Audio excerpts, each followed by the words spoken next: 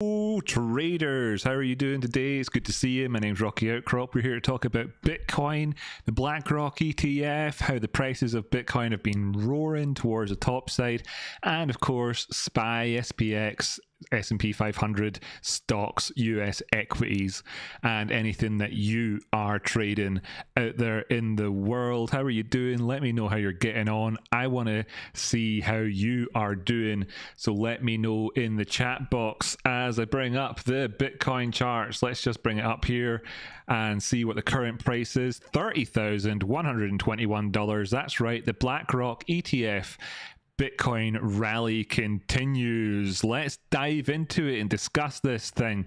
How do you think this will affect pricing going forwards? And do we actually anticipate it being approved by the SEC? Let me know. If you're watching this after and it's not live, let me know in the comments down below if you think it will actually even be approved by the SEC. Bada bing, bada bong. Let's get the show on the go.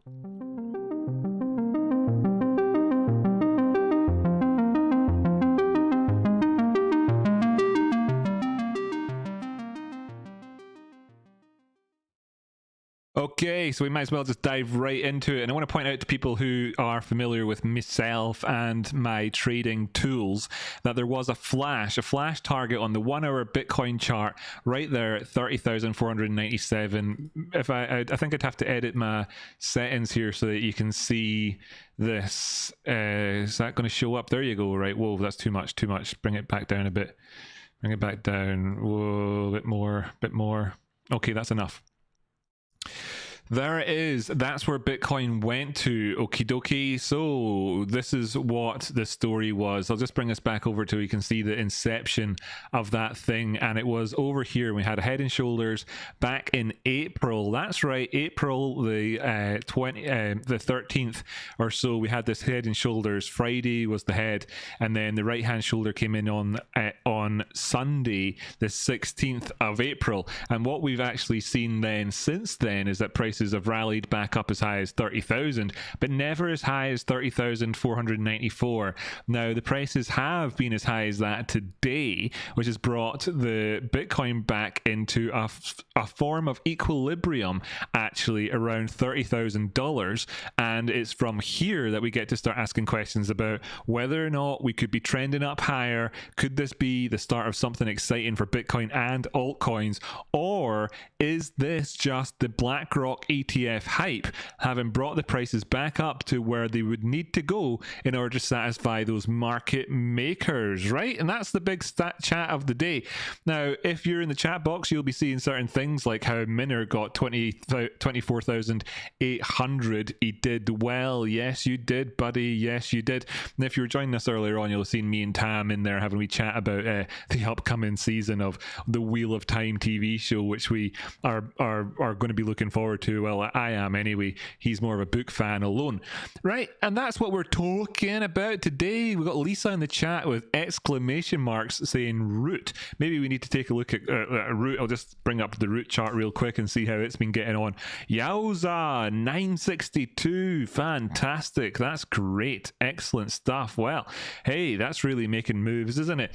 Hopefully that gets to continue. It's been doing well. And the folks out there that have been able to trade off the back of equities, we've been talking about things like stage analysis and stuff like that recently, and we found a few gems like here with Root, and of course UPST, Upstart Holdings Inc., who were in stage 2, as you can see here in my chart in the background. So this is the sort of thing that you get on this TV show, this YouTube show here, if you are looking for this type of, excellent technical analysis, really great money-making opportunities. Of course, I'm not your financial advisor. You're your own financial advisor probably, or else you need to go out there and find one, because I'm not that person. But I do put you onto some good ideas, whether you choose to take action on them or not yourself. Now, Bitcoin, right? Bitcoin, this is the big thing. It's come up here, satisfied the flash. Okay, look, on this particular chart, this is the Binance chart. It's not actually showing that flash in the 1 hour time frame, but this other one was shared across the two of them in there at 27,777. It's quite a good opportunity to get bullish once we pushed past that with that element of kind of gusto, as I was talking about before. Now, was it last week on the show that I was drawing this? I don't know. Maybe it was just myself doing my own technical analysis for trading. I can't honestly remember. But what we can see here, the story leading up to where we were was this, where we've come to was this wedge. Okay, this wedge. Now, the upside of it was to take us up towards around about 28,800, and we of course exceeded that and then some, having come in at high so far on the day of 30,800. Fantastic stuff. Now I'm going to go back over to the Bitstamp chart here, which is where I prefer to do my analysis. If I just show you briefly like the 1 minute time frame here, you can see it's liquid enough here in the 1 minute time frame. Just go back a wee bit and you can see that this has been sort of a story that's lasted some time. There's decent liquidity here for us. It's a good chart to look at. And if I go up towards the monthly time frame, where's my auto button? My auto button's disappeared. Anyway, right, if I go up towards the monthly time frame here, then you can see that this actually has the longest history of Bitcoin on any given single individual actual exchange chart. There's one other chart out there which just, tries to cobble things together. It's not really that great. This is the actual exchange, the longest running Bitcoin exchange that we have here, and it goes back as far as the 1st of December 2011. So you got all of your technical analysis opportunities right here for you. And if you're thinking about the flash as well, and you're wondering, do you have enough data to provide, to populate great flash targets for you, then this is a good chart to look at, right? The flash, if you're wondering what I mean by flash, it's the rocky outcrop flash. It's this indicator that I was talking about with the flash target, and it gives you price targets, really great for indicator for exits, really great as well when they happen initially, is giving you that sign of an impulse to trade away from the flash target. What do I mean when I say flash, by the way? Well, I mean the line at the top there. This line, for example, that comes across the whole way across this top here, that line, that's the flash target. So here's another one, and that was a flash target. So that's what we were looking at with those, and it has managed to satisfy that. So the question then kind of is, well, are there other ones from higher up for us to look to? Now, in the 1 hour time frame, there isn't. I'll just take a quick kind of jaunt around the time frames for us and see if there are any. 2 hour time frame, no, there's not. 3 hour time frame, where we actually do have one higher up, and it's at 54,986. So could we kind of jot that in there as being our potential kind of bullish rally point should the Blackrock ETF get approved?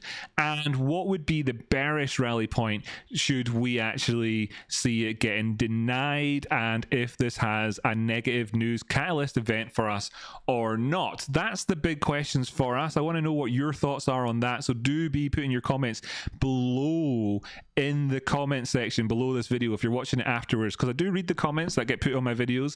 And unlike other YouTubers, I don't have too many comments to read. I actually do read every single individual one of them, and I'd love to see what you think about that. So do let me know, what do you think? What direction could we be going with Bitcoin? What could be happening?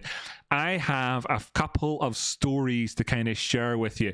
And by the way, folks, just so you know, again, my printer is not working again today, so that's the 3rd week running. I'll try and get it working before the next show, but it's still not happening. But I will see the any donations, etc., that come through. And a big shout out to Madrigea. Thank you so much for your donation, you absolute superstar. And Lucas, who donated midweek, in thanks of the last week's stream. So here I am now just saying thank you to you guys for having done that. And if anybody else does that sort of stuff, I do notice and I massively appreciate it. And it gets me feeling really positive, and it helps keep the stream alive and support what we do here as a community and a big trading family. So wow, thank you to all of you. I also have the chat box open, like I said. It's down below me here. You can see it right down there at the bottom of the screen if you're watching live. We've got Boogie, who's just come in and said hi. Hi, Boogie. How you doing? Anyone thinking Bitcoin goes down now, says a Boogie. Well, that's the question that I'm trying to put towards people, my friend. Okay, that's what kind of the question that I'm asking people right now. So let's revisit a few of the old things that we've been talking about throughout this throughout the recent history. Now you'll see there's actually targets down below with flash targets, right? make this a bit more visible for you to see these ones at home. Oh, it's a bit too much, isn't it? Is that just a little bit more? Just a little bit more? Okay, that'll do, right? There's actually another one down below there as well where the mouse is. Do you see that down there? Down there. So that's another one that would actually be at about 16,137. The other one's at 20,150, and we've come up towards this high. So how are we getting on? How will we start to take a measured approach towards this? How do we do this rationally? How will we rationally decide if the things are going better or not? Let me know what you want to look at in the audience. How do you do it? How would you rationally decide? Okay, so folks, I've got my chat screen open here. You can see it live for us here. All the chit chat. We've got Kitties Never Die saying, hopefully Root pulls Carvana too. Yeah, right. Totally agree with you there, Kitties. Couldn't agree with you more. We've got Bulldog Buchanan in the chat. Great to see you. I love your Scottish surname. Not yet, but soonish, says, and that's in response to Ubugi asking if anyone thinks that Bitcoin goes down now. So she says not yet, but soon ish, which is, well, there you go. That's a pretty good answer for you. The Zig earlier on said, why is the Binance spot volume pitiful on the weekly and monthly? Now that's an interesting one. Maybe there's an answer to that. I don't have the answer to that myself, but maybe there is an answer to that. Why is it pitiful? If anybody in the chat knows why is it pitiful, is it pitiful? Is that fair to say it's pitiful? Can we actually bring ourselves pity for that? Now there's could you be looking at BTC USD? Now I don't think they've got a spot USD on Binance. Oh, they do, but this will be probably on Binance US. Why is it pitiful? Is it really pitiful? Let's see the weekly time frame for the volume. Is it pitiful? It's not pitiful, man. It's not pitiful. Seeing like 4,122 bitcoins have been traded this week alone on Binance. Let's compare that to Bitstamp, and it's at 10,000, twice as many. And then let's compare it to Coinbase. It's at 65,000. So Coinbase is really hammering that. But let's just take a look at Bitcoin versus USDT. Right, so the Tether platform, and it's 205,000. So Binance spot trading for Bitcoin, whenever you're trading into USDT, is actually 4 times as high, or 3.5 times as high as the Coinbase trading pair. And compared to the spot pair, which is only 4,000 for Bitcoin USD, just straight up USD, it's really just it's just not a product that the customers on Binance find that attractive for trading. Right, there's your answer. They've got other opportunities now. Bitcoin might only be traded versus USD spot in the US market alone, and then you're comparing in terms of like US based exchanges. You've got Gemini, you've got is Kraken US based, you've got Coinbase, and you've got Binance and Binance US, and of course as well they've got legislative sort of SEC type problems and stuff like that happening for them. So there could be 100 answers to your question, but hopefully that gets you a bit closer to the answer there, the Zig. And if you were saying BTC USDT there, then you're wrong, mate, because 200,000 Bitcoin's a lot. Okie dokie, right, sweet. Uboogie, he wanted to short alts once Bitcoin hit 30k, but slept through all the action. My man, the action is not stopping. The action is on. The action's still happening. I mean, this is the Bitcoin chart here. This is the weekly time frame. Of course, we're still at the highs, but if we go down to something like the 1 hour time frame, then you haven't slept through all of the action. We're still up here. So how would you at home, you can't see that, sorry, you couldn't see any of that stuff. Here's the chart again. So I ran through the different exchanges on that clip there, bud. On that little bit of I ran through all the exchanges, just gonna have to trust me. Okay, so here we have here, and we can see that currently in the last 1 hour on the Bitcoin USDT Binance pairing, there's been 526 Bitcoin traded this hour, and we've got 44 minutes left of the hour. It ain't nothing. It ain't nothing. It ain't nothing. It ain't nothing at all, of course, because 100 of these would be $3 million. So every hour for the $3 million, there's been 555 already of them.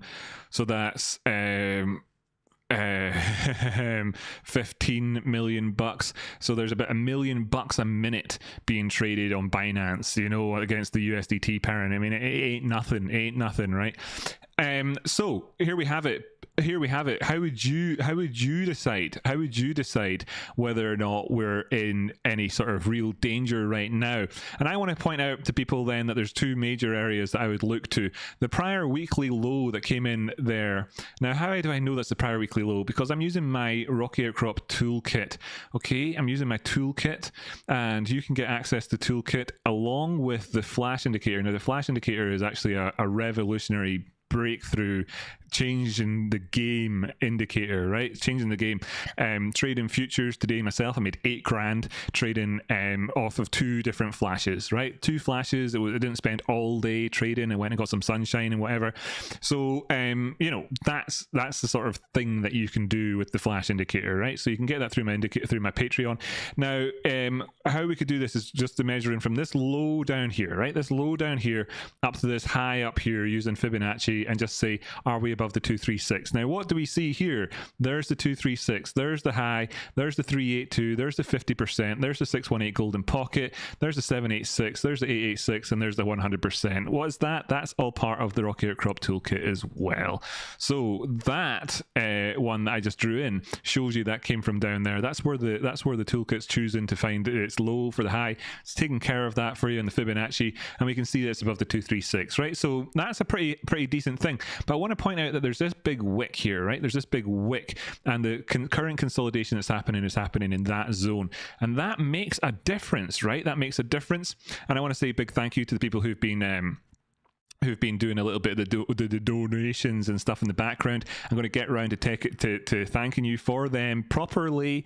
Not too far away, okay, folks, not too far away. I will give you a proper thanks for that. So if you're sat there waiting, having done that, and thinking, why is Rocky ignoring my donation? Just know that I'm not ignoring it. I'm just saving it for the appropriate section of the show. Anybody else who does it as well, I'll do all of that stuff in the one chunk, and then I'll do another chunk of it later on, just so that it doesn't interrupt too much, right? So here we have from this low up to this high. You can see this consolidation still happening above the 236. That's very, very, very, very good. Very, very good. So we're not saying that this is a valid Fibonacci retracement, right? But if we did see pullbacks further from going down the way, and we actually took it from this point here, where there was the kind of where the things really took off from, then what we would want to see is the prices dropping down below 29,780. And then we could easily target down towards something like 28,000, right? Kind of round number area for us for the 618 golden pocket. And that would put us in line with, if I just look over to the left, a bunch of where like let me put the VPVR on, in fact, so I don't have to do the work and it can do it for me. You don't call it the VPVR anymore. You call it something else, right? You call it Visible VRVP. They changed the name of it, you see. Whoops.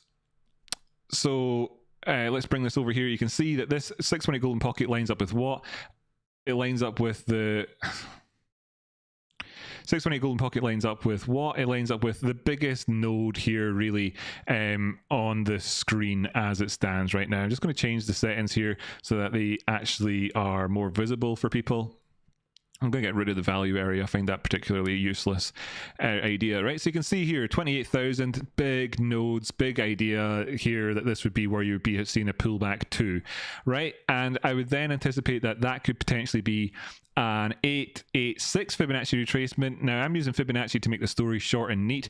Here, is it an 886? Yes, it is. It's the 886 Fibonacci retracement from the last consolidation to the high, right? So if we do see prices then pushing down below the 29,900 to 29,700 area, then hold off potentially. I'm not a financial advisor, and this sentence is not financial advice, but I would hold off buying it myself personally until we were back down at 28,000. Again, you know, if I was looking to see this continue to move up the way, because that'd be like the minimum expectation of a decent correction during a strong trending move if it were to not be extremely parabolic the entire way. Now, if it is extremely parabolic the entire way, what you could be looking at would be a pullback of 80% of the distance. And I'd like to just point out to people that being generous or really actually kind of maybe being a bit of a Scrooge or whatever with this one. A bit of being miserly, actually, we would say that that would be back to 27,000. I think if we were being a bit more realistic, you'd probably look closer to sort of 26,500 if that were to be the case, right? But we're currently consolidating up here above the 236 from kind of most natural places to look in terms of the consolidation for this. And of course, then the other major components of what we're looking at here are in play. We're above the 50 simple moving average, we're above the 200 simple moving average on the 50-minute time frame. Go up towards where we had, like, you know, can kind of bring in a bit more data from the past, and you can see that we're when this loads in, come on, load in the moving averages as well, please. Where are you? Where are you, moving averages? Okay, I'm not seeing them showing up. Oh, here we go. Right, there we are. So the moving average is currently at 28,000. You know, you heard that number so far, didn't you? You heard that already. So you've got some information there. Okay, so there's some takeaways for people. Okay, people watch the show, they don't necessarily know about the takeaways, but here's the takeaways. Build Up Buchanan dropping in some amazing knowledge bomb. We got a 26,444 as a 4-hour flash target. That's great to know. Thank you for that. FAB, you're fantastic. So that's cool. Here we have the so that's a target for us, 4-hour target. We could bring us down as low as this last consolidation, all in around about here. Let's jump up to 4-hour and see if it's showing on this chart. Doesn't seem to be showing up on the Binance USDT chart, but you're just looking at a different chart, and that's cool. Like it's a good one to know that is there, right? So we had a pattern in the past that pushed up out of it. That's fantastic. Wanted to look though at the Bitstamp chart to see how we've been doing with regards to the channel, like the fib channel, right? So I had a fib channel on the go. Where is it? Can I not see it here? Oh, I went to the wrong one. So my channel, where's my channel? Load in the channel, please. TradingView. There it is. Right, so we had this downward trend from April, right? You'll remember I was talking about the highs with the inverted head and shoulders, or sorry, just the regular head and shoulders here. So shoulder, head, shoulder. That was back in April, and we have now come up and equaled those prices and taken out a flash target that was set in at around about the Friday, the 18th or the 14th or whatever it was, Sunday the 16th or something, I don't know, Sunday the 16th of April, something like that. That was where that right shoulder was, and we've come up and satisfied that target. That's fantastic, and it's needed to happen. We also had this downward trend then that lasted for months. It left us feeling really ambivalent about prices, right? Left us feeling really ambivalent about prices. Now we've broken outside of that. You can see it's clearly broken this downward trend. That was a downward trend. That is gone now. That downward trend is gone. Here it is. We had these lines sloping down the way, going down. You can see that price was bound within it, and then outside of it we broke, and we rose up and up and up and up and up and up and up. Now we've left a few fair value gaps on the chart as well, of course, because price has gone up parabolically, which means that, you know, at some point it's quite likely to come back and fill these in. So those who are patient amongst you are not just trading the momentum. If you're not trading momentum and you're thinking about swings, or you're thinking about longer term investing, you probably are looking down towards things like 27,000, 26,500 for where you might want to buy it at, as opposed to the current prices, perhaps, because it is, of course, in a premium area for us right now. Brilliant. And we can see that we broke outside of that channel. Now, are we have we got enough ups and downs just yet to say that there's anything about trending? Here's a low, here's a high, here's a very generous, I mean, super generous here to say that this is a higher low next at this point here. Don't think that's totally not fair at all, but let's call it that anyway. And then here's a high in here. And have we had any other lows so far in this period of time? You know, not really. So we've got this parabolic move on towards the top side. So one thing that you can do, which is of course quite a visual thing, is to take out a parabolic curve tool, as I've got just here, and you can do what I just kind of did with the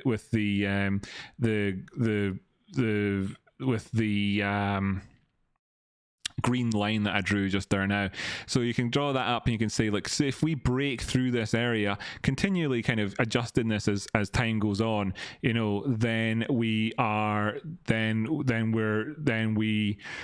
potentially looking at an 80% pullback in prices, which should take us back down towards one of those targets. We've already laid out the targets, okay? So I've already said the targets, loads and loads and lows and lows and lows in today's show already. So the targets, you know, 80% from the highs to the lows. You take this low here that was at about 24,500 or so. You take this high up here at 30,500 or so, or 31, and you find out what 80% of that difference would be, and that's typically where things would go to if you were to break through a parabolic curve move like this. So we've got so I'll just pop this this here about where the midpoint is right now, catching that quite nicely, and we are doing pretty well so far. But if we were to break that, we could drop down the way. Now, what might be a bearish catalyst for that? And I'm going to spend 5 minutes talking about this here just before I take a look at those donations that's come in, okay? Right?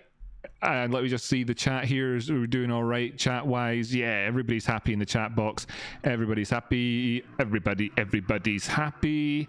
Let's see. Yeah, great. Good stuff. So what could be a reason why this would fall down, right? And I want to just remind people about what happened back in March. Got to load up again then. Why is this page not loaded? Oh, well, I'll tell you what, you try and do a bit of prep before the show starts, and it screws you anyhow. Right, so this dude is was talking about the he's the VanEck CEO. Now, VanEck, right, were the last big ones that really wanted to have a Bitcoin ETF. If you're just new to Bitcoin and you're like, oh, this Blackrock ETF stuff is really setting the heather alight and Bitcoin's flying because people are talking about Blackrock ETF, hype, and you've never heard of anything like this before, then I just want to remind folks that VanEck have tried this 3 times already, and they've never been successful, right? They keep on getting rejected by the SEC. So they go to set up an ETF. The SEC says, "What do you think you're doing?" and sends them packing, right? Now, VanEck says even if the grayscale emerges victorious in their current battle with the SEC, the SEC's habitual stalling could keep a Bitcoin spot ETF at bay for the foreseeable future. He commented, even if the SEC loses the grayscale litigation, they'll just drag their feet. So I don't see that in the next year and a half. Okay, so this is VanEck. He's a guy who has been trying to set up an ETF because he's got billions of dollars worth of Bitcoin sat there that he's like, I want to put an ETF I want this to be a exchange traded fund for spot Bitcoin prices, and he's never been able to get that through the door. The SEC keeps saying no, and the reason why they keep saying no is because of the underlying volatility, the underlying potential for manipulation, the lack of trust that the SEC has for these types of products, as they would call them, for traders. So they don't want them to exist. That's what they think. So you think to yourself, right, well, if this guy's been trying lots, then maybe there might be less positivity for BlackRock than really there has been out there. Now, I want to draw people's attention to the description of this video, where I wrote in there that there's a 575 to 1 success rate for BlackRock with their applications for ETFs. So they apply for an ETF and the SEC says yes. Now, why would that happen? BlackRock and VanEck, they're different. BlackRock is one of the prime brokers, one of the members of the DTCC. This is what actually makes the US stock market exist in the first place. They are part of the underpinnings, the pillars of the US stock market. Without BlackRock and JP Morgan and various others, there is no US stock market. They are the US stock market in so many ways. And VanEck, not quite on the same scale as BlackRock. Now, BlackRock, back in December of 2022, has $13 trillion under management, right? So, you know, numbers which are unbelievable. And they had their most profitable year ever. So they're serious players when it comes to this. Now, they already have tons of Bitcoin and they're looking to do this sort of thing, and it's going to happen eventually, right? So then you kind of start to think, okay, maybe these are the guys that could do it. So what gives them, though, what in their application makes the difference then, is the question that you might have here, right? And it is to do with the surveillance of Bitcoin, right? Of surveillance of the underlying asset. They want the asset itself to be surveilled and the markets that are being traded to be surveilled. So what does that mean? Well, we as traders do surveillance on stocks when we conduct technical analysis. Of course we do, but we don't do it in a sort of like policing way. We do it in a trading way. Who does the policing side of things? Well, for one, the Chicago Mercantile Exchange looks at the assets that are traded on its own exchange and it surveils them. It looks at them and checks to see if things are kind of looking normal or if there's anything suspicious going on. It does that as part of what it offers to people as a comprehensive, fantastic commodities exchange, the Chicago Mercantile Exchange, the CME group. And of course, there currently is futures being traded on the CME group. So the what BlackRock wants to do is to, in its recent filing to the SEC, it mentions that it intends to enter into a surveillance sharing agreement with the Chicago Mercantile Exchange, CME futures markets. And this is just an additional piece of the puzzle, which of course VanEck hasn't been so clear of, because they are saying that they're saying that there won't be a Bitcoin ETF. As we can see here, it says, the establishment of a Bitcoin ETF has been a long-standing aspiration within the crypto industry, but the SEC has remained cautious primarily due to concerns about market manipulation. Several issuers have proposed spot products over the years only to face regulatory pushback. And what do we see over here? That BlackRock are looking to try and move into an agreement with the CME to actually try and do some of this police work themselves. So BlackRock's proposal cites the SEC's approval of a Bitcoin futures fund by investment advisory firm Chucrium.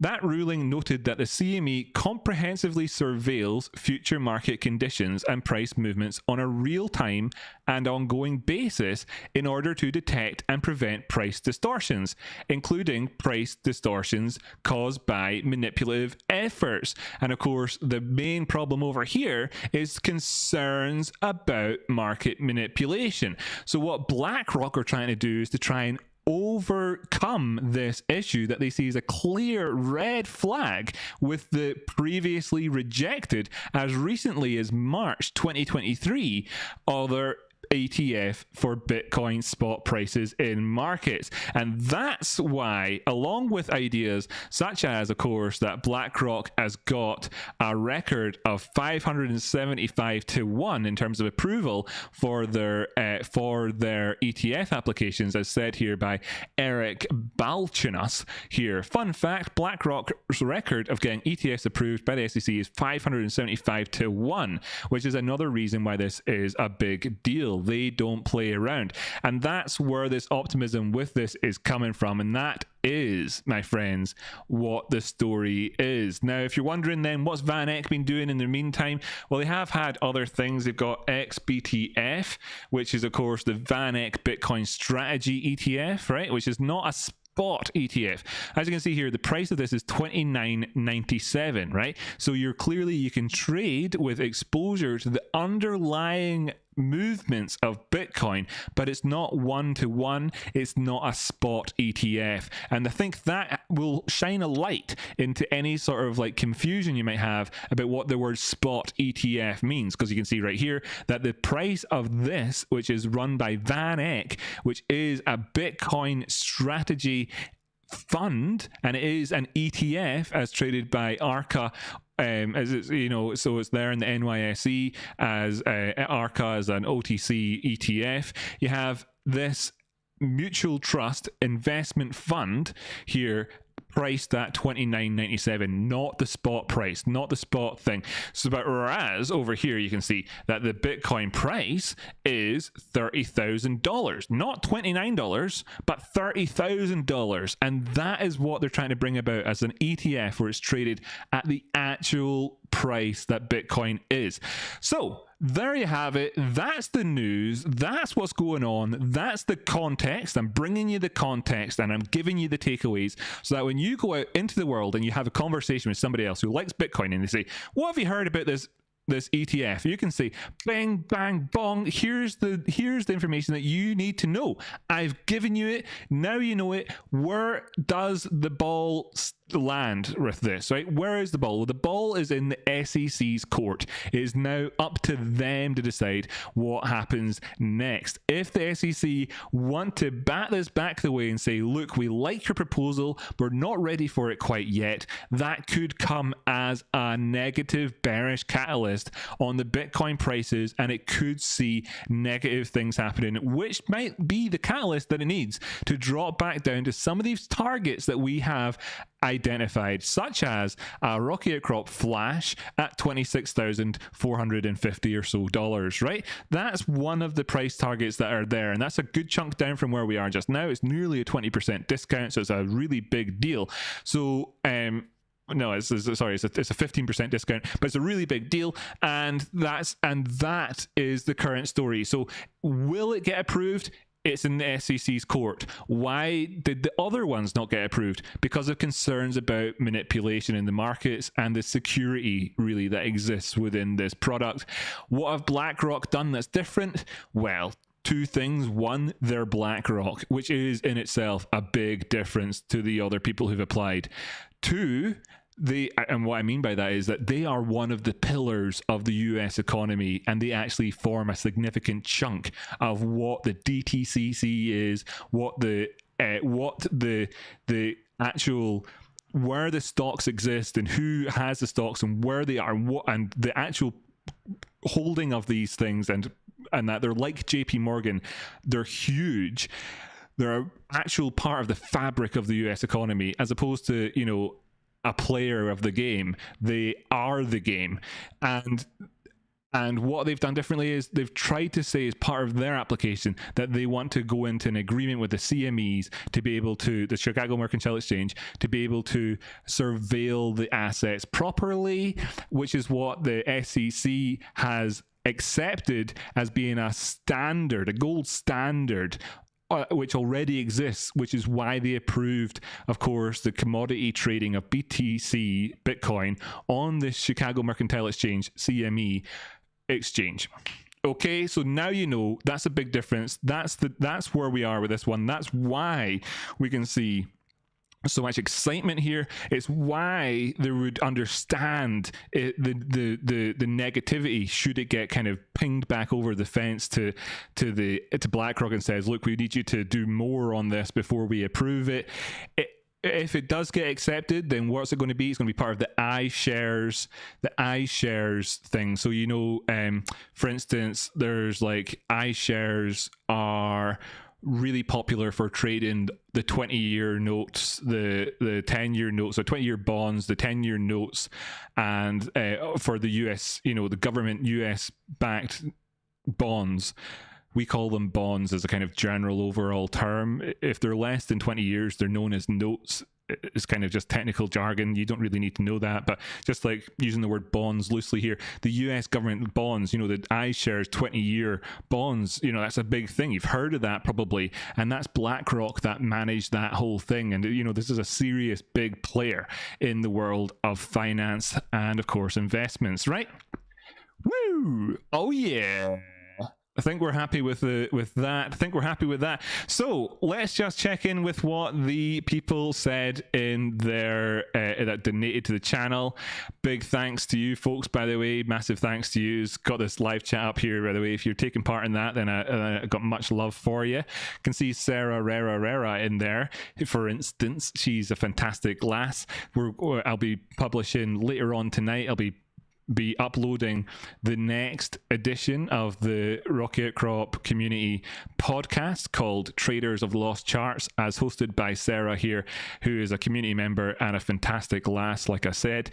And we've got Crackrock, we've got Banana Fridge, got Lisa, Homer, and others in there chatting away. So thanks very much for being a part of what we're doing here. $20 donated by Minner. Thank you, Rocky. In-laws coming by tonight from out of town, so they'll be off getting tacos. Woohoo! All right, it's not a Tuesday, it's a Wednesday, but Taco Wednesday, I accept.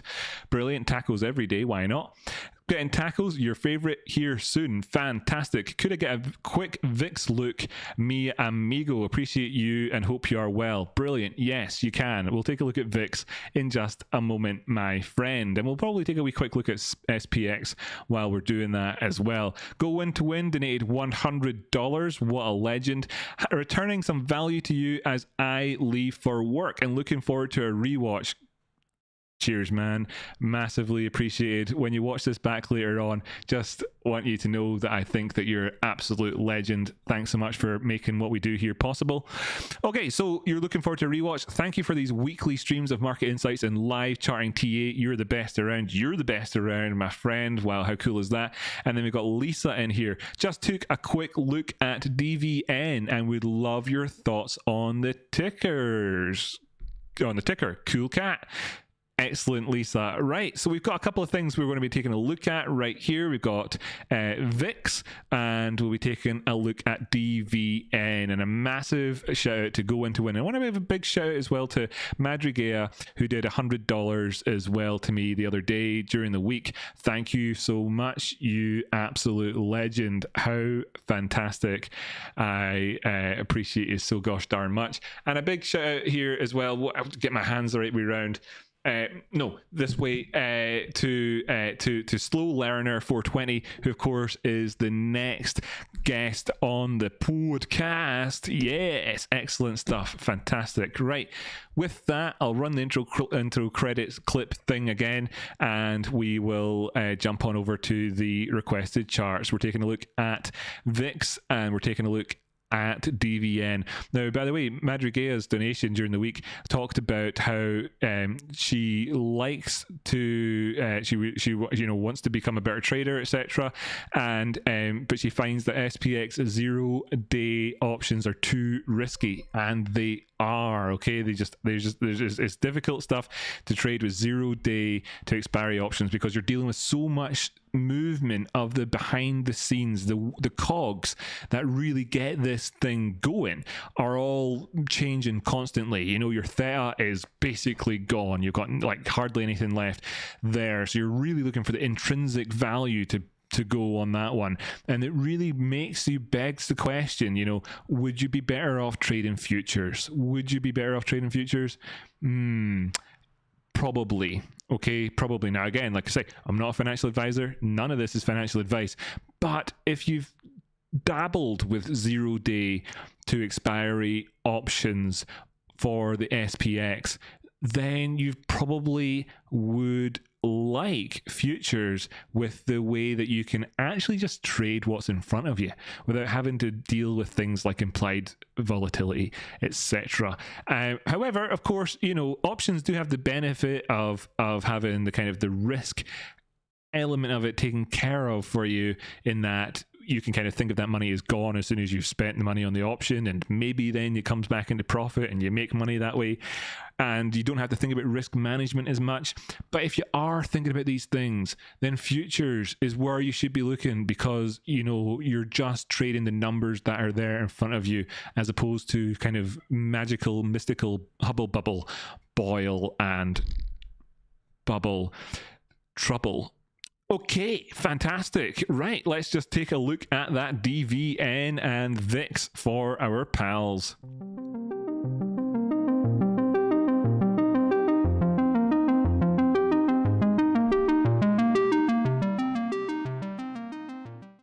This is the VIX chart. It is the volatility index. That's why they call it VIX. Not because of VIX chemicals, where you can put some vapor rub on your chest and breathe easier. No, it's not that. This is the volatility index. Now, why do they call it the volatility index? Well, because it refers to the amount of options, contracts that are out of the money on the S&P 500, the commonly accepted cornerstone of the US financial market, the top 500 companies by market cap. Pretty much, there's of course, some enter, some exit, and they manage that process to avoid kind of just short-term volatility, making the 500 companies change far too rapidly, like throughout the day.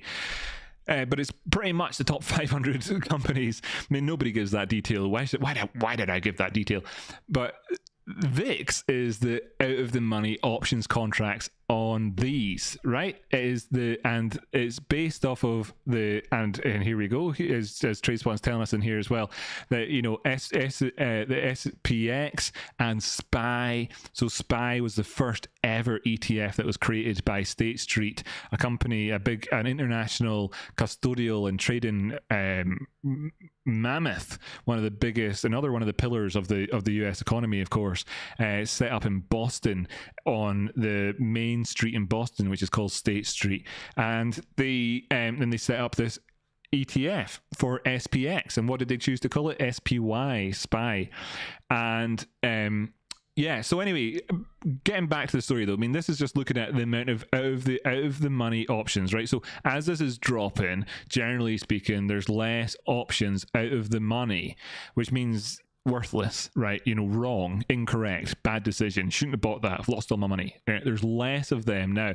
And typically speaking, in a world where everybody's a bull, because it's like, you look around you, yep, bulls everywhere, no matter what the market conditions are. This kind of gives you the idea of how, well they're getting on. And if it's dropped down low, that means that people are all out there making money. That's a thing. So what you're looking to see then is for this to push up the way in that natural cycle of people being wrong, right? And that will happen at some point. Now, a lot of people, in terms of the big picture, and I'll just go to the weekly time frame to kind of make this sort of point here. A lot of people, in terms of the big picture with regards to the economy, are saying things along the lines of how, like, we're still in line for a recession because we haven't seen the VIX go that high yet, and what really tends to happen whenever you're kind of entering into a recession, you go through a recession, then you get to like the real kind of blood on the streets, like that phrase, moment, and everybody is extremely fearful because they're always bulls, even in a bear market, even in a recession that's lasted for years, they're still bulls. Then they get extremely fearful because and the VIX is spiked really high, and typically you would see that happen before you would emerge from a recession. Now, the handy thing is that the US economy isn't actually in recession, really. I mean, not really. It is from a money standpoint. Your money in your pocket's worth way less than it was before.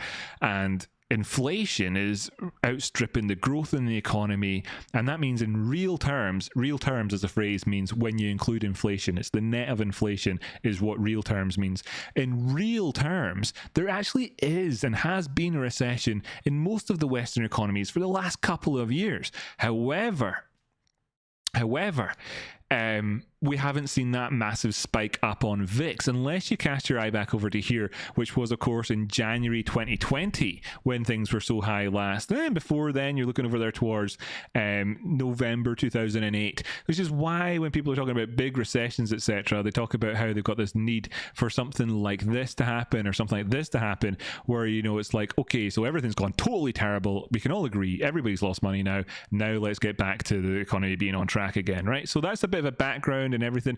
And Minner, thank you so much for your donation, matey. What you said was just to have a quick look at VIX, and kind of this is a bit of an introduction for everybody else. And you're getting your tacos tonight. Fantastic. Super happy that you're getting your tacos. I love guacamole. Anyway, could I get a quick look at VIX, right? And what you want to see then is, could things continue to go down the way? And that's why I wanted to take a look then, I suppose, at the bigger story on SPX just at the minute and see how things are getting on, because of course what we're seeing here is lows on VIX. Now I want to draw out, you know, a comparative kind of high to low. Where are we here so far? How far down is this compared to this low to this high? And I always use logarithmic charts, by the way, for people who are asking, but I do occasionally check linear charts, by the way, just so you know if you're watching along at home. But you can see here we come down as low as a 786. You know, from a sort of technical point of view, could we see prices of the VIX go as low as 1123 before things really start to kind of turn around here? We are at the 786 currently. This would be a place really, you know, unless we push a bit further, this would be a place where you'd expect to see a bounce, just like how you kind of could potentially think that at other areas, such as we saw bounces happening in around about the 618 golden pocket. If we just put it on the linear chart, by the way, folks who are interested out there might be asking, like, you know, you can see this is a very dramatically different picture here that you're getting on, a lot less detail really in terms of the movements. Pushed down below the 86 already on that one. Anyway, so could we see this continue on further down, or will we expect a bump? But we're actually lower in terms of the VIX now than we have been since February 2020. Now if we took a look at other kind of similar figures, the inflation figures are lower than they have been since March 2020. Interest rate hikes have stopped for the first time since March 2020. So you can see that there's a lot of information that all drags the eye back to February and March of 2020, when we had this huge push up the way, and of course this peak in terms of the last, you know, few years of VIX up there at 74 or so. So we're actually lower than we have been since then. There was a gap on VIX, etc., but we started off from a price point of around about the 10, 11 area before things cracked up the way. And could we be then in a point of view where we actually see a bounce from here? Yes, we could. We're at the 786. It could happen. It's kind of, you know, we're also, you know, quite evidently, self-evidently in around that area of prior lows. But could we push on just a little bit more just to give it that last little crack of the nut? Well, let's just jump on over to SPX to try and answer that question a bit more. In fact, I'll use SPY because it's my good friends at State Street that set up SPY, and that's why one of the reasons, just for nostalgia alone, where we can look at this thing on this one. Right, so if I make a couple of, like, I want to make a couple of quick real kind of, you know, the contrarian element that exists inside people is so strong, right? It's so strong. People always want to be like, aha, yes, but I was the first person in the room who said, get the hell out of here, the building is on fire. Everybody wants to claim that prize, right? Everybody wants to claim, oh, sorry, close my order book, sure, good tip, thanks, Tradespawn. Yeah, everybody wants to claim that prize, to be the first one to do that. But how cool really is it? How cool really is it? Because as traders, what we know is to seek continuation. And I want to make a point here which people might not have actually noticed. This is the weekly chart, friends. Okay, this is a weekly chart. And we can see that recently, you know, we put in a high up there at 444 or so on SPY. In fact, I'll just go to SPX directly here so you can see, like, there'll be nobody in the audience who thinks like this is somehow, maybe if we check somewhere else, we'd see different information. I take out the ruler and I go back the way quickly. What in terms of weeks, how many weeks back would you like to go to make a significant point about SPY? Well, let's go back 52 weeks and make a comparison here. And you can see that this box that I've drawn on here from the current time back 52 weeks shows that this is a 52-week high, a 1-year high on the VIX pricing. I want to show people zoom in here so you can see, like, we've got these figures here showing us the performance of VIX. So over the last week, yes, we've had a little bit of a pullback, and a little bit of a pullback here could result in, of course, if we had a big pullback that took us outside the range of the last couple of weeks, then we would see that VIX figure probably go up quite a bit. But we've actually had a pullback here, and we've seen over the last month 4.17%, the last 3 months 10.27%, last 6 months 14.3%, year to date, that's starting off from January till now, you've got 13.3%, and then over the last year, if we look back to the last 52 weeks, so back to June last year, this SPY has increased by 17%. Okay, SPX has increased by 17%. This is significant stuff. It's significant, and it's worth pointing out, because once you hear me saying it to you, it suddenly settles into your head that holy smokes, the SPX has been bullish for the last year. And now at this point, or at least comparatively to last year, we have been trending up to this point that we can now look back over the last year and say that things have got past them, they've got a bit higher. So if you're like longing VIX at the minute, then you, of course, you're trying to capitalize off the back of this potential for this candle here to kind of continue down the way, but we need to take out the range of the prior candle as a starting point here to really get into the nuts and bolts of what's going to make that VIX go up. And looking back over the last year, you can see that the range of the prior candle would take us back down below these two highs. We've got a high in here on January 2022, Monday 13th of January. Just take it out there, the week beginning Monday 13th of January 2022, the week beginning Monday the 12th of December 2022, where we put in highs on those weeks. Now, there were wicks that went up, they pushed back down again, whatever, but those were the two major prior highs, and that if we were to take out the last week's low, then we would be in a territory where we could start to see that VIX figure going up. And it could obviously go up before then. I'm not going to say it couldn't, etc.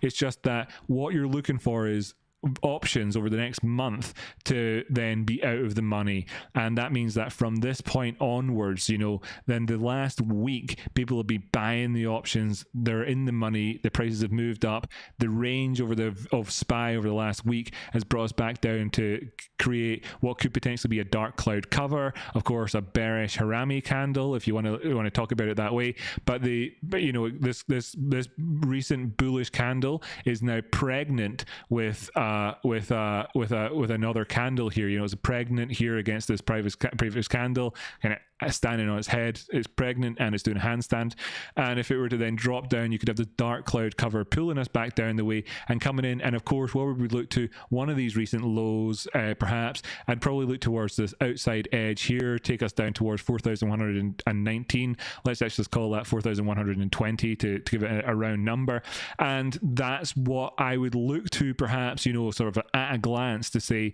then we're really seeing the VIX number go up. But as it stands currently, is there room for this to go down the way? Well, if this is just a simple correction, it doesn't turn out to be a dark cloud cover, it doesn't turn out to be a bearish harami candle, etc., then and it's simply an inside bar candle that then sees further continuation. And why would that happen? Because last week we broke 52-week highs that we hadn't broken in that one was wrong about December. Sorry, Minner, if you're watching this later, and everybody else. I thought there was a candle in December here that was high. Sorry, but that was actually just the midpoint of my ruler tool, which has got a downward arrow confusing me about the high. Sorry about that. So it's at a glance, presenting live and all that shit. So anyway, but we broke this high from back in August of 2022. And I think that's the real key point I'm trying to say here. Now, obviously, when we broke the previous highs back there, the January 2023 highs, we pulled back down the way until March, came back up, and then in April, we broke the highs, and then trended up afterwards. Could the absurd thing happen of us then pushing on up higher? Well, it's fair to say that being bullish on SPY until now was a very good idea. That as it stands right now, there isn't anything to say that you really should be particularly bearish on it from a weekly candle point of view. And if I go down towards the 1 hour time frame, you can see that there's plenty there to be aware of. Now, let me leave these drawings here on the chart, right? They're the ones that I've been using for my own trading throughout the last wee while. So I'm not going to take them off because I still find them relevant for myself. But I want to show people that there's this kind of sloppy looking head and shoulders. Now, there was a movement down here where we kind of whipped out all of the what the point in this movement down was to fill in the gap that had happened on the 12th of January or 2023, and that was filled in there in June. Is that right? If I got that wrong, sorry, the 12th of June. Sorry, Alexa, stop.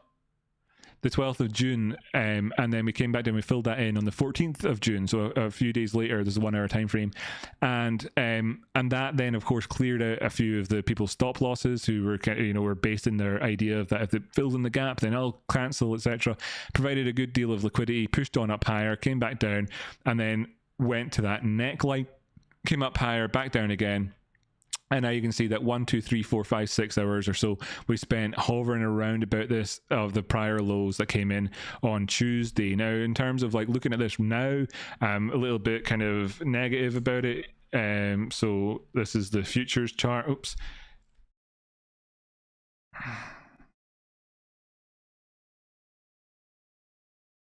This is the futures chart here, and you can see then if we break this prior low, as we've tried to several times, then I'd be looking down towards 4,384 on futures. These are slightly contangled at the minute, and and so I wouldn't take them as sort of one-to-one pricing, but you're looking here down towards that 4,384. We clearly break these areas, and then it's free fall again down towards 4,351, at which point what you'd have, of course, is this downward movement, an upward move, a downward move, potentially an upward move, downward, potentially like that. And then you'd say, oh, look, we've got a downward trend, bearishness would settle in, the bearish mentality would come along, and then you would get your VIX rise up. But is it ready? Are we there yet? Well, the water's hot, it's in the pot. You could stick your pasta in right now, but it's not a rolling boil, and you're not jumping into a current moving train. You're actually waiting to see this thing take itself to its next stop. Trade Spot and pointing out a reminder to me that I'm working very hard and I had no cup of tea. I do have a cup of tea here, but it's cold. Tea time with Rocky. No tea, that's fine. Have coffee. But I'm coming towards the end of the show here. I've got my donations are still open if anybody wants to do that. I've seen a couple of flares have come in.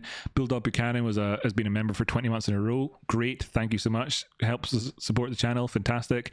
Ubugi became a member. Great, thank you, Ubugi. It's great to have you as part of the family. Check out all of the videos on my members only thing. There's literally thousands of them. And we've got Sarah, who's been a member 21 months in a row, early supporter, and that's fantastic. It's fantastic. So thanks so much, Sarah, the host of the podcast. But I'm going to just take a look at DV. What was it? The other request I had. I did a really thorough job there, Minner. I hope that helps you kind of get an idea of where we are right now with things. Am I currently bearish? Like there's the potential for this to get very bearish very quickly. I'm very aware of that. I'm on the edge. I'm looking at it. Could it happen? Yes, it could. Will I trade for it? Yes, I will. But are we there yet? No, we're not. I'm aware of what's happening. I'm there. I'm aware. But is it happening yet? Well, it's not over yet. The train isn't going at full speed yet, and whatever. And there's momentum potentially coming, but it's not there yet, as I showed when I looked at that ES chart just there. Okay, and let's just say then the Lisa's request, DVN. Now this is less complicated than VIX and all that. And on the one hand, Minner asked about VIX, and I gave this big, sort of massive, chunky, really a lot to get your teeth into. If you're a trader, that will have really helped, I'm sure. For most people watching, that'll be dense, crystal information. But it appeals to a broad audience, to a lot of people, because it's very relevant to a lot of people. The volatility index, fear index, people talk about, and where the markets are. And I pointed out this thing about the 52-week highs, and it's like really revealing and talking about the risk-on attitude, and it kind of relates back to crypto and Bitcoin at the start of the show and all that stuff. Whereas this is a specific one individual stock. So this will be a different type of operation, is an energy corporation. It's an energy minerals. It deals with oil and gas production. So when we've got an expanding economy, then you're looking for an increase in oil consumption and oil demand. And I just let me just get up this dude, Rob Barnett, who's a great guy, I like this guy, friends, all that stuff, who was talking about peak oil here. Okay, let's just see a few charts. Future cool demand. Just a second. Just a second more.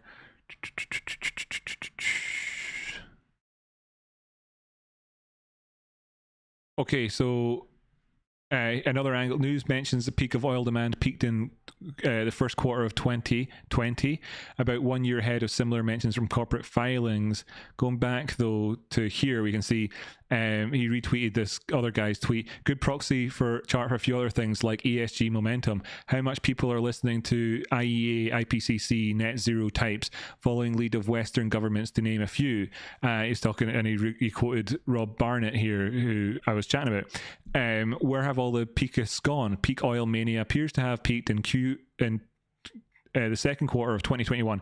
Chart shows mentions of peak oil demand in corporate filings from the companies included in Bloomberg's World Index. Okay, so this is about as a way of looking at the trend, and you can see that we're down here now. It's like nothing zone, and of course DVN, Devon Energy, they're going to be experiencing a lot of that lag. So if I just go up to the weekly chart here, it was on the 1 hour before. You can see very much.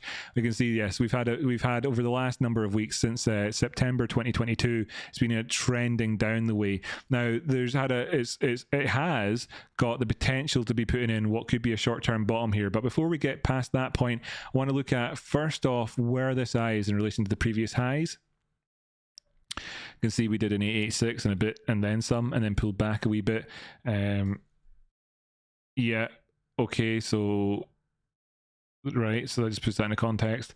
And then I want to see where we are in relation to this low to the high. You know, like I explained earlier on in the show about the implications of consolidating above the 236. You know, this is a very long way away. Just do the same sort of thing as we did before. Make a couple of comparisons. That's the next clear point of interest. Is this low just here?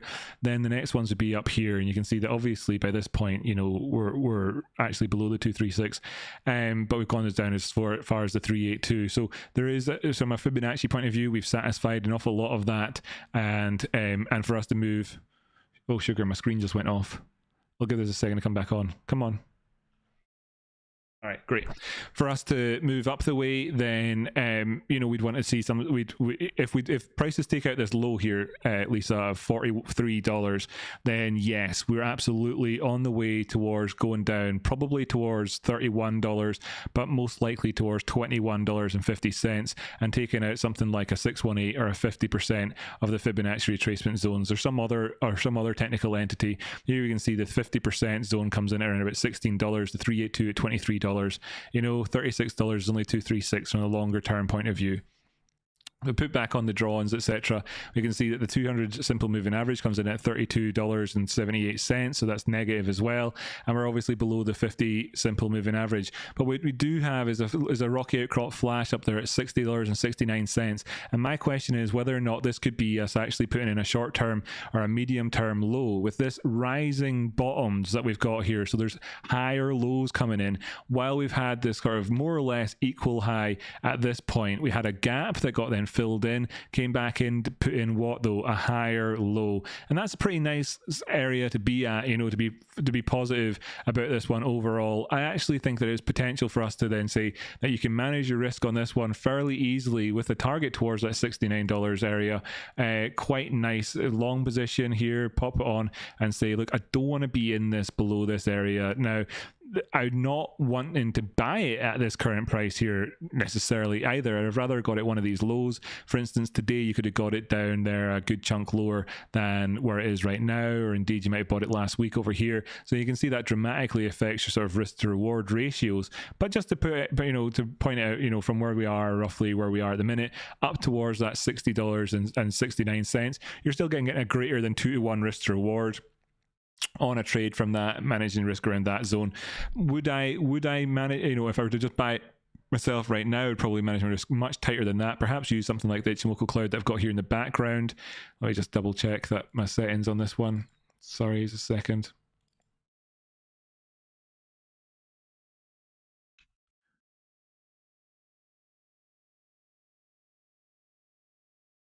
Right. So actually, yeah, no, like we're at the bottom of the cloud. Yeah, so it would be really tight if I was buying this one here. I would be really tight on this. It didn't look right to me before, and that was why. So the settings issue. So we want to have this. We want to have this sort of sustained above this line here. It could be really quite tight on it. Gives you a really high risk to reward at that point, and we do have the potential to go on up towards doing that. What have we got here? We're curving up towards the middle line of the stochastics here. Nice higher lows, as I said. It's giving us a wedge formation, and you could obviously take us up towards the highs, right? Self-evident once I make it obvious. Might not have been obvious to you before I pointed it out, but there you have it. This is the weekly time frame, and we would obviously be looking for that to happen over the period of a couple of months as opposed to necessarily, you know, tomorrow. And you can see here that there's the potential for us to see some positivity on the RSI. In fact, what you can see here, by the way, is these descending lows, by the way, on the RSI during this period of time just here. There's no hidden bearish divergence, which is really, really positive for us in terms of like if this were to be a bounce area and to get up towards that target. The current price is at $48.94. Target is $60.69. It's a decent rise up there. You're looking at a solid 20-25% rise up or more. You can do the math yourself. In terms of the DMI though, do we actually have, what are my settings on this? I've got it set to 1 minute, silly. Let's put this to a week. And yeah, cool. Okay, so like this is not really got its teeth into it. It's not started trending down the way yet. Take out that low at 43.41 though. Of course, we could be going down the way. I wouldn't let this thing roll more than 20% in a move towards the downside. If I was in a long side trade on this one at the minute, I wouldn't stomach any further moves than that, because of course we could see things moving down significantly beyond that zone, and you know, bulls on this one could buy at better value prices. And that's all been done in the weekly time frame. Let's just see how that stacks up on the daily time frame. You can see, oh, it's a race between the two different flash points down there towards 28.49, right? You know, we've come up high on this one so far, didn't quite manage to make it the full way. Right, yeah, so it's quite a clear story. You know, if the currently the momentum towards the downside has flagged off a bit and has faded, there is the opportunity for this to go back up towards $60. It's not a bull trending move, it's counter trend, but it's got the distinct possibility of being able to do it, and it would be easy and cheap to manage risk on a trade towards that side. I would happily flip bearish on this though, and then look for a move towards 28.49 if things actually did cascade towards the downside, with my flipping of the bearishness coming in there at that 43 price point, giving myself a really tasty potential sort of $15 move towards the downside on a stock which costs, you know, $40 to 28. That's a really decent chunk. So that would happen though, but you know, and obviously this is a cheaper price point, but would I short it from here? No, I wouldn't. I'd sooner short it from $60.69, like I said there, Lisa. Hope that helps. And by the way, this is in the backdrop of the context at the minute of oil demand and everything seeming quite low. We're in a shoulder month, and you know, and oil prices, let's just bring them up here, you can see are quite low, but we do have the potential to see the prices rising back up as high as $114.50. This is the daily time frame. This has been on the chart since before I nearly died last year. This started in June. Of course, I nearly died in August and September. So we're looking back up here, you know, towards 114. That's a potential target for us, but we're not there yet, and we're starting to see this. But we're starting to see this potential for this, like the lows have stopped getting steeper down towards the downside, and we're in the peak low demand period of the entire year is right now for oil. So if the economy expands up the way as we talked about with SPX and others, we see higher demand for carbon products in China and other manufacturing centers in the world, then maybe we do see this start to go up towards those targets. And that's what a lot of people are kind of going to start to be talking about, as if they knew that this was the story in a couple of weeks time. Not yet though. At the moment, there's the peak confusion at the moment in terms of this particular story. I hope that I've managed to clear away some of those confusing cobwebs for you and helped you with your trading. In fact, and that message goes out to everybody here in the chat box beside me here. Hope I've helped everybody with their trading today. This stream today is awesome, says Melon, so that's good to know. And like I said to everybody, please do put your comments down below this stream and let me know the answers to the questions that I was asking. What do you think is going to happen with Bitcoin? What do you think is going to happen with the oil prices? What do you think is going to happen with VIX? What do you think is going to happen with SPY? Is it interesting to you about the dynamics between BlackRock and VanEck with their Bitcoin ETF? Is it interesting to you that SPX is at a 52-week high? Is it interesting to you that the oil sentiment at the minute is the most confused that it's been for several years? Are these things finding your interest? I hope they are, and I hope that I've been of interest to everybody watching along today in today's show. Good to hear you in there. See you in the chat, Joe. Greetings. I'm a friend of Sarah. Nice to see you. A friend of Sarah's is a friend of all of ours.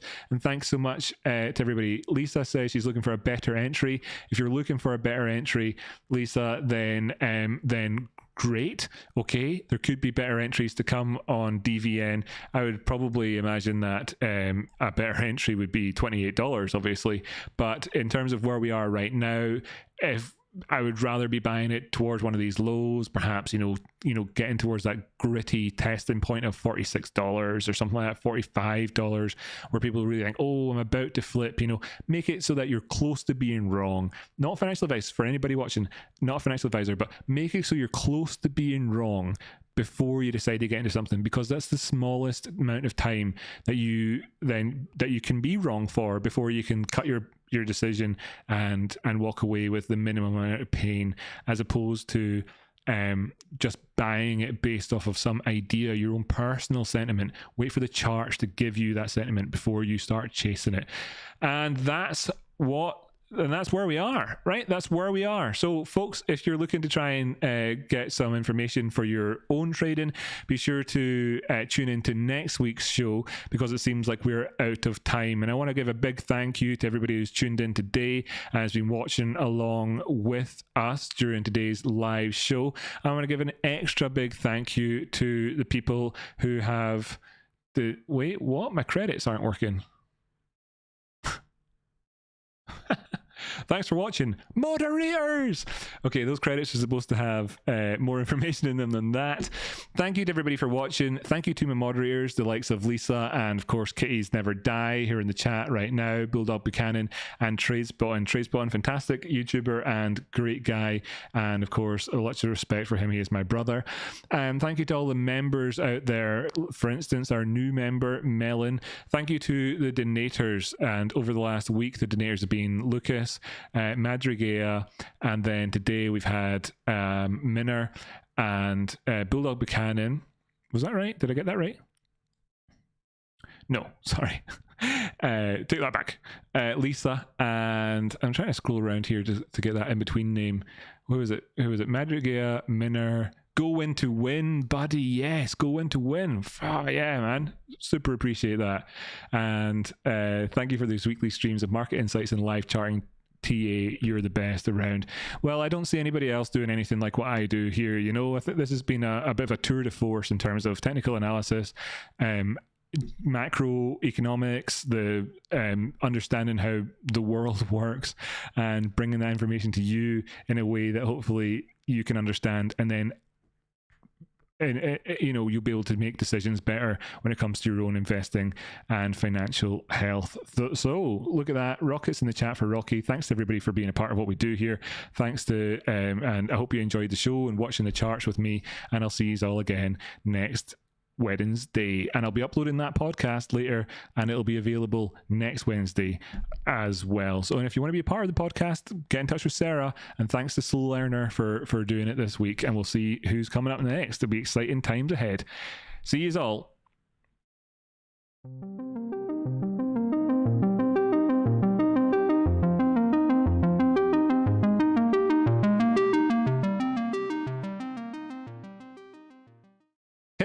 Hit like, share it with your friends, friend of yours, friend of ours. Nice to see you, Joe, friend